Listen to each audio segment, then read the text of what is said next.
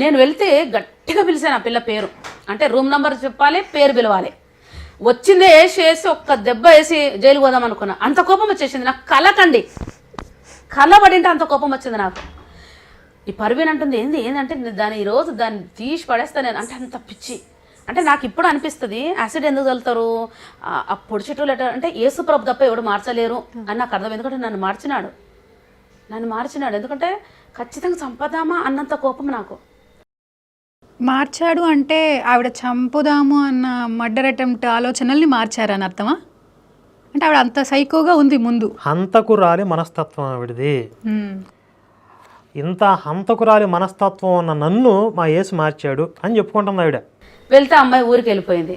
ఆ అమ్మాయి నాతో కలిసింది ఎప్పుడంటే నాది LLB అయిపోయి నేను వెళ్తున్నప్పుడు తను ఎదురొచ్చింది. ఆ రోజే వచ్చిందంటే అంటే తనకు ఇంకొక 1 year ఉంది అక్కడ. నాదేమో అయిపోయింది. 18 ఏళ్ళకి LLB అయిపోయిందా? అదే నా డౌట్. 18 ఏళ్ళకే కదా ఆవిడ వాళ్ళ పెద్దమ్మ ఇంట్లో చెల్లగొట్టిందనింది. ఆ రోజుకి లవ్లోనే ఉన్నానని చెప్తోంది కదా. అవును, 18 బ్రేకప్ కూడా అయిపోయింది అన్నట్లు చెప్పి, ఎందుకంటే అతను సపోర్ట్ చేయలేదు. అవును, LLB ఫైనల్ ఇయర్కి 18 ఏళ్ళ ఈవిడికి. అది నా డౌట్. జనరల్గా ఇంటర్మీడియట్ కంప్లీట్ అయ్యే టైంకి 18 ఏళ్ళు ఉంటాయి. డిగ్రీలో ఎంట్రీ అవుతుంటే స్టార్టింగ్లో 18 ఏళ్ళు ఉంటాయి. మరి ఈవిడ అప్పటికే LLB కంప్లీట్ చేసేసిందంటే ఇది న్యాయశాస్త్రంలోనే ఒక అద్భుతం. ఇది ఇంకొక డౌట్ ఇక్కడ. ఇప్పుడు ఈవిడ హాస్టల్లో ఉంటానంటోంది, వాళ్ళ పెద్దమ్మ ఇంట్లో చెల్లగొట్టింది అంటోంది. ఈవిడ హాస్టల్లో ఉందా, పెద్దమ్మ ఇంట్లో ఉందా? ఈ డౌట్ ఆడియన్స్ కూడా అడిగారు కదా. అవును.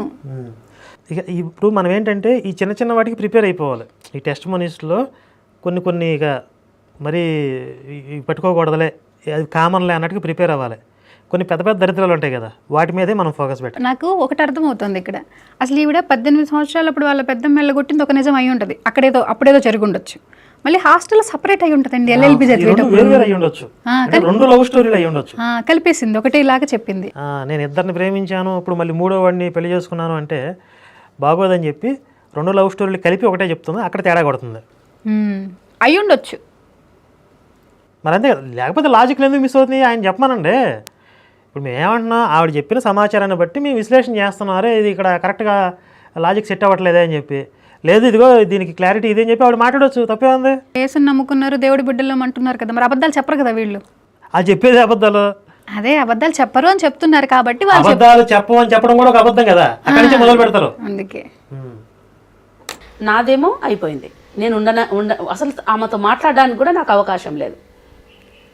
1 year కండి. ఈ యాంకర్ ఏదో బాంబు పేల్చింది, చూస్తుంది, అబ్జర్వ్ చేస్తుంది, వేసిద్ది చూడండి. నేను ఈ అబ్బాయితో మాట్లాడుతూనే ఉన్నా, అమ్మాయి నాకు ఫోన్ చేసి కనుక్కుంటూనే ఉంది. ఏమైంది నీకు వివాహం అవ్వాలని నేను కోరుకుంటున్నా, ఏమైంది అన్నీ చెప్పింది. చివరికి నా వివాహానికి కూడా వచ్చింది అమ్మాయి. ఒక్క నిమిషం, వివాహం ఎవరితో అయింది? అదే కదా అర్థం కావట్లేదు. మీరు చూసారు కదా వీడియో? నేను చూశాను, వివాహం అయింది వేరే అతనితో. ఇక్కడ ఈవిడ చెప్తున్నది ఈ ప్లేస్లో నాకు అర్థం కాలేదు, కన్ఫ్యూజన్గా ఉంది. చూద్దాం, ముందుకెళ్దాం. వచ్చిన 1 yearకి ఫోన్ చేసింది, నీకు నేను ఒక విషయం చెప్పాలి, నీకు చెప్పకుండా నేను చేయలేను. ఏంటి అది అంటే నాకు వివాహం అవుతుంది అన్నది. అంటే మంచి వార్తనే కదా అన్న. ఎవరితో అవుతుందో చెప్పకుండా అయితే నేను చేసుకోలేను, ఎందుకంటే ఫ్యూచర్లో నువ్వు కలుస్తావు, నీ దగ్గర నేను ముఖం ఎత్తి పెట్టుకోలేను అని ఫోన్ చేసి, ఎవరితో అంటే ఈ అబ్బాయితోనే. మీకు మ్యారేజ్ 1 yearకి. ఓకే, ముందు ఈవిడ వేరే అతను మ్యారేజ్ చేసేసుకుంది. ఈ మ్యారేజ్ అయిన తర్వాత, ఈవిడ మ్యారేజ్ అయిపోయిన తర్వాత ఆవిడ వచ్చి చెప్పింది, నువ్వు గతంలో ప్రేమించిన లవర్ని నేను పెళ్లి చేసుకుంటున్నానని చెప్పి. అర్థమైందా?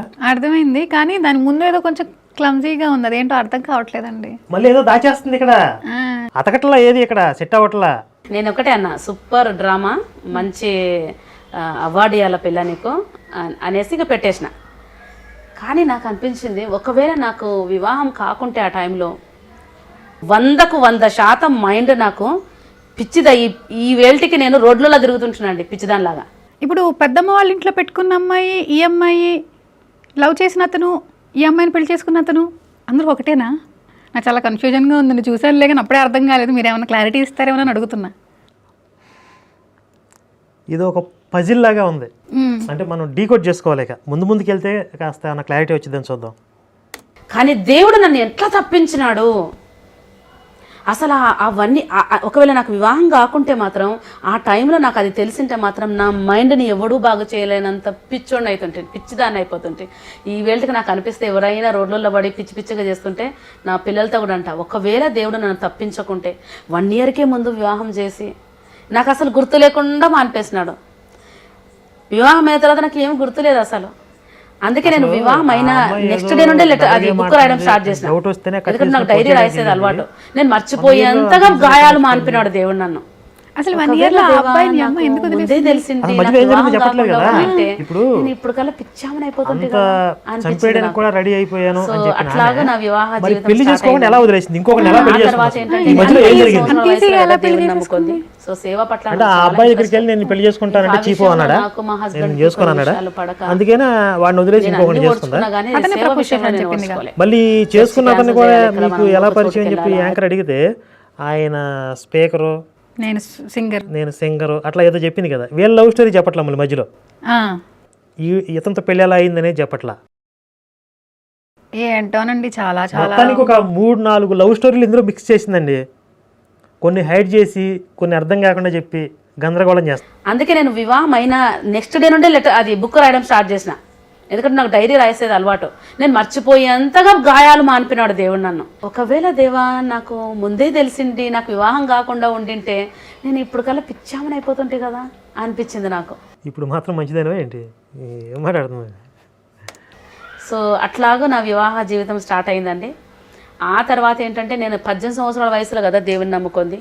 సో సేవ పట్ల ఇప్పుడు 18 సంవత్సరాలకి జరిగింది. LLB కంప్లీట్ అయింది 18 ఏళ్ళకేనా? నాకు చాలా ఇంట్రెస్ట్. ఇంకా ఆ విషయంలో నాకు మా హస్బెండ్కి కొన్ని విషయాలు పడక మళ్ళీ ఇంకసరి కొంచెం వెనక నుంచి ఇంకసరి ఇంకా ఆ విషయంలో నాకు మా హస్బెండ్కి కొన్ని విషయాలు పడక మళ్ళీ నేను కొత్తగా మొదలుపెట్టింది. ఇప్పుడు ముందు లవర్ని నువ్వు వాడిని ప్రేమించు అని చెప్పి బైబిల్ ఓపెన్ చేయగానే చూపించింది ఆయనే అని చెప్పింది. మళ్ళీ అదేదో పొసగట్టలేదు, మధ్యలో ఇంకొక అమ్మాయి దొరుకుతుంది, అసలు అతనికి ఇష్టం ఉందా లేదా అని 2 రకాలు చెప్పింది. ఈవిడిది 1 side లవ్, అతనిది 1 side లవ్ అర్థం కాకుండా చెప్పింది. మనం కొంచెం అర్థం చేసుకుంటే ఈవిడిదే 1 side లవ్, ఈవిడే ఇష్టపడింది, వాడికి ఏం ఇంట్రెస్ట్ లేదు అర్థమైంది. సరే ఆ బాధ నుండి తప్పించడానికి ఇంకొక పెళ్లి చేసేసాడు వాళ్ళ దేవుడు అని చెప్పింది. మరి ఇంకొక పెళ్లి చేసినోడు మంచోడిని తీసుకురావాలి కదా కదా. మళ్ళీ అది కూడా ఈవిడ వాళ్ళ యేసుకి ఏదో ప్రచారం చేద్దామని సేవ చేద్దామంటే ఆయన ఒప్పుకోవట్లేదంట. మరి అలాంటి వాడిని ఎందుకు తీసుకొచ్చాడు? అదే కదా, మధ్యలో ఏదన్నా అంటే సాతాన్ వచ్చాడు, సాతాన్ ఇలా చేపిస్తున్నాడు అని అనింది కదా ముందంతా. మరి ఇప్పుడు కూడా సాతాన్ వచ్చాడా ఇక్కడ? ఇప్పుడు ఈ పెళ్లి చేసింది కూడా సాతాన్ అనిద్దా? అనలేదు. అనలేదా? దేవుడే అంటే దీనికన్నా ముందే దేవుడే గాయాలు మాన్పించడం కోసం పెళ్లి చేశాడు అనింది కదా, కాబట్టి అది అనలే. కానీ మరి వాళ్ళ ఆయన వల్ల గొడవలు అవుతున్నాయి 1 yearకే. అది కూడా వేరే వేరే విషయాల్లో కాదు, వీళ్ళు యేసు మతం ప్రచారం చేయడం విషయంలో. అవును. మరి అసలు ఆయన మతానికి విరుద్ధంగా ఉన్నోడిని తీసుకొచ్చి ఈవిడికి ఎందుకు అంటగట్టాడు? యేసు ఆయనకి తలకాయ లేదా, ఈవిడికి తలకాయ లేదా? అసలు ఈ మతానికి ఎవరిని ఏం చేద్దాం అనుకుంటున్నారు వీళ్ళు?